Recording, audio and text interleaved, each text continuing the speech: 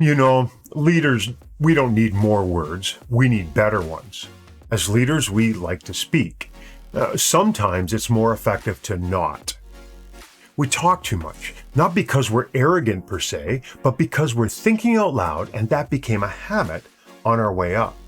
I recently changed my hearing, and I still say to my wife, "What did you say?" And she replies, "Is that just your habit? Are you really not hearing me?" Of course, it is my habit, and so I need to change it. As leaders, we may have the same kinds of built-in habits. I want to speak because that's how I got here, and when I speak, people pay attention, and that's why I'm in leadership, right?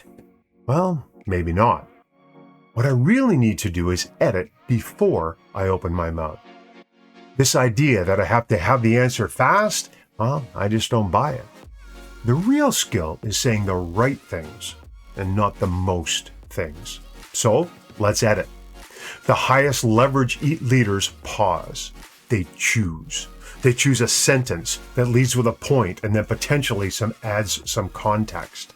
So here's a framework you might use. Number one, you might just pause. Buy a breath to think. Silence is a leadership tool, not a space to fill in. And number two, maybe I need to start with the headline and not with all the stuff. Start with the decision, the direction, or the ask. No throat clearing or apologetics.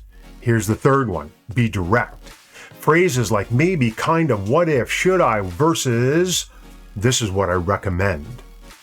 This is where we're going. What we're looking to do is avoid the dilution of your authority or any confusion in any action we want people to take.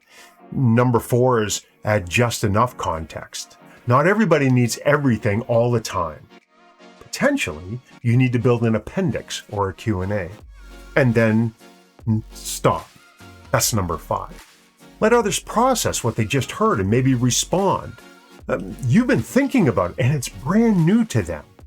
More of a dialogue and not necessarily a monologue. Let's just review the 5 pieces of the framework. The first one is to have some pause or silence. It really is a very powerful tool. Number 2 is deliver the headline. Chart the course immediately.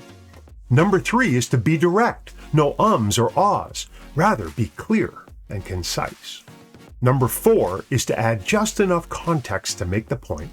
And number 5 is to stop and let them process. 5 easy steps. You can do them every time. Maybe you need to record something. Maybe you need to prepare before you go into your next meeting. Maybe you need to write down that sentence, deliver it. You've got a group of people. You're spending a lot of time and effort and resources with them. Should I not prepare? I think we should. So my encouragement is to take a look at these 5 pieces in the framework. You might want to just write down that first thing you want to do. Lead with it. If they need more, generally speaking, they'll ask. Have some fun with it and get better clarity in your communications for a much higher leadership impact. Have a great day.